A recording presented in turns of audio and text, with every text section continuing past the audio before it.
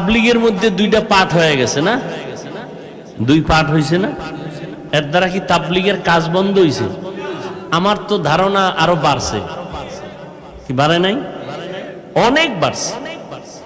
সাদ সাহেবের লাইনে যারা দাওয়াত দেয় এরা কি বলে, তোমরা দাওয়াতের এতদিন তো তোমরা বিড়ি টানো না, মাঝে মাঝে বিড়িও টাইনো? কেউ বলে? সবাই বলে নামাজ পড়ো, রোজা রাখো, পর্দা করো। সবার আওয়াজ কি? সরমনাই ওয়ালারা কি বলে যে আমার বাবার নামে জিকির করো বলে। উজানিওয়ালারা কি বলে যে ইব্রাহিম কারি সাহেবের নামে তোমরা নামাজ পড়ো। সবার আওয়াজ কি? দাড়ি রাখো, টুপি পরো, নামাজ পড়ো, মা বাবার খেদমত করো। তাহলে এই কথা কি সরমনাইর, উজানির না মদিনার? সমস্যা কি? বিরোধিতা কেন? আপনি 8 রাকাত তারাবি পড়ছেন, খুব বেঈবি ঈমান আপনার। আমরা 20 রাকাত পড়ছি, ঠিক না? আচ্ছা, আমরা 20 রাকাত পড়ার পরে আপনি 8 রাকাত ওয়ালারে গালি দিছি, কাফের বলছি, আপনি আমাকে 20 রাকাত ওয়ালাদের দিকে বাঁকা নজরে তাকান কেন?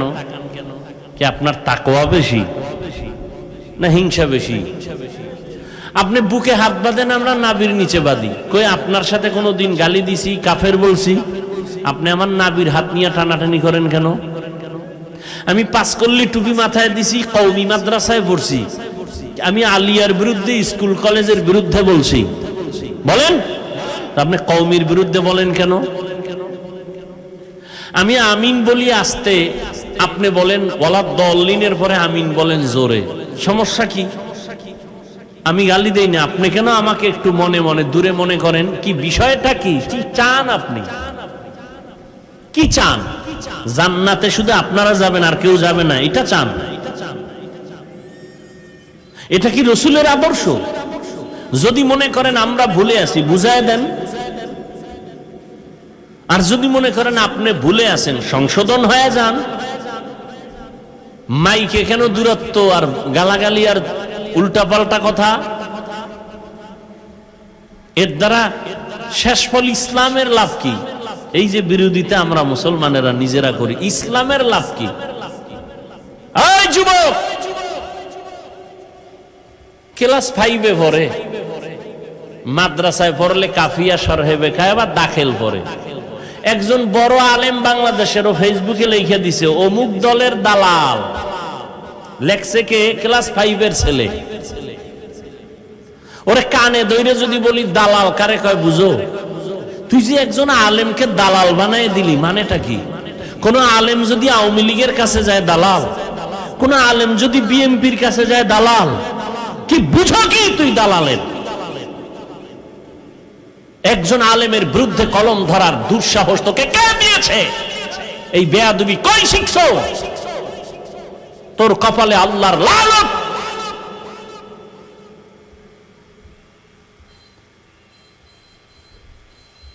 ওলামায়ে কেরাম যে যাদের সাথে আছে, চোখ লজ্জা হলেও ওরা আকাম কুকাম একটু কম করতে চাবে, ঠিক না?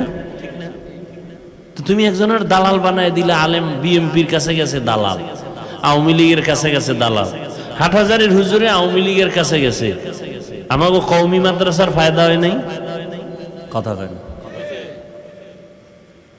সত্য কথাটা স্বীকার করো, তুমি মানো আর না মানো। ওলামায়ে কেরাম তো তাদের দাবি নিয়ে গেছেন। ওলামায়ে কেরাম বলছেন আপনারা ইসলামের বিরুদ্ধে কিছু করবেন না।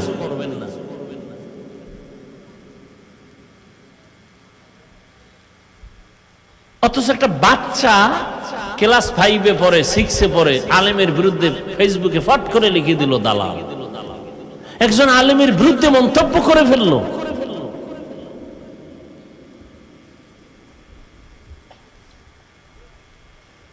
হ্যাঁ, আমি যদি আমার আদর্শ নিয়ে কোন মক্খরের কাছে গিয়ে আমি টুপি ফালায় দেই, তাহলে বুঝতে পারো আমি ওর গোলাম হয়ে গেছি।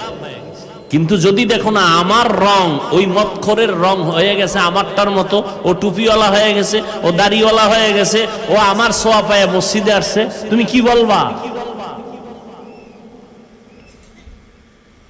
রহমতের নবী, যার কোনো তুলনা নাই, কোনো গুণা নাই, এমন একটা জায়গায় আল্লাহ পাঠাইলেন যেই জায়গার মানুষগুলো সৃষ্টির নিকৃষ্ট লম্পট,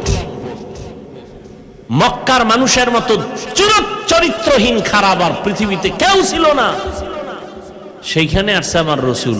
আর আমগো কোনো হুজুর যদি উজানির হিসাব কথার কথা ওই কোনো মদের আড্ডায় গিয়া হাজির হয়, তা তো শেষ, ও পীরগিরি ওখানে শেষ, ঠিক না?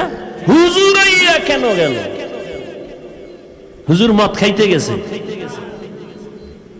রসুল আসছে মক্কার চরিত্রহীন মানুষের সামনে, এসে কি করলেন? মাত্র 13 বছরের মধ্যে মানুষগুলোকে এত দামি বানায় দিলেন। আল্লাহ লিস্টি পাঠায় দিয়া জিব্রাইলের কয়, নবীরে বলো এই লিস্টি ঘোষণা দিয়ে দিতে, এই লিস্টিতে যাদের নাম আছে এরা বিনা হিসাবে জান্নাতি। নবীজি এই 13 বছরে মানুষগুলোরে খারাপ মানুষ ভালো বানাইলেন। বেতের বাড়ি দিছেন কয়টা?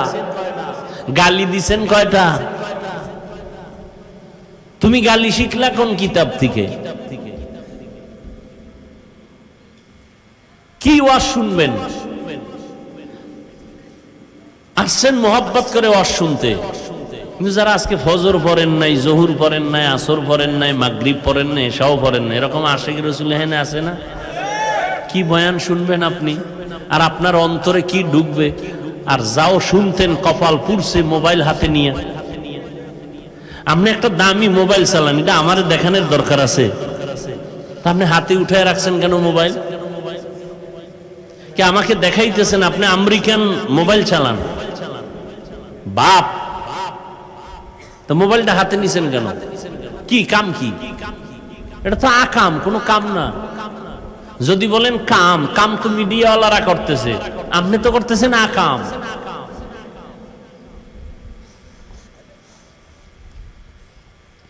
এই যুবকেরা বল, সত্য কথা বল। তুই এই 200 হাত দূরে বসে রেকর্ড করো, রেকর্ড সুন্দর হইব। সত্য কথাটা বল, যুবকেরা বল, রেকর্ড